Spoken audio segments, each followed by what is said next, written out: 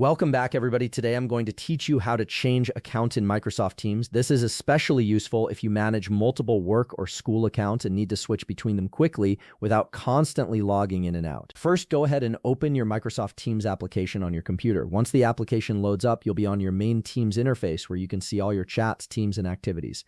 This is where we'll begin the account switching process. Now, direct your attention to the top right corner of the screen. Here, you'll see your profile icon, which typically displays your profile picture or your initials if you haven't set a picture. Click on this profile icon to reveal a drop-down menu with various account options. After clicking your profile icon, you'll notice a list that shows all the accounts currently signed into Teams on your device. This is particularly handy because Microsoft Teams allows you to stay logged into multiple accounts simultaneously, making it easy to jump between different workspaces or organizations without the hassle of repeated logins. Take a look at the accounts displayed and click on the account you want to switch to.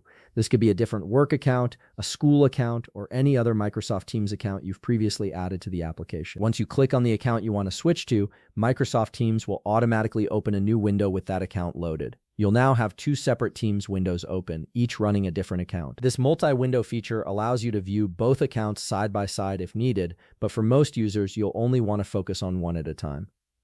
To keep things organized and avoid confusion, simply close the previous Microsoft Teams window that was running your old account. You can do this by clicking the X button at the top right corner of that window. This ensures you're only working within the account you intended to switch to, preventing any mix-ups with messages or files. And that's it. You've successfully switched accounts in Microsoft Teams. You're now operating under your new account and can access all the Teams, chats, and files associated with it.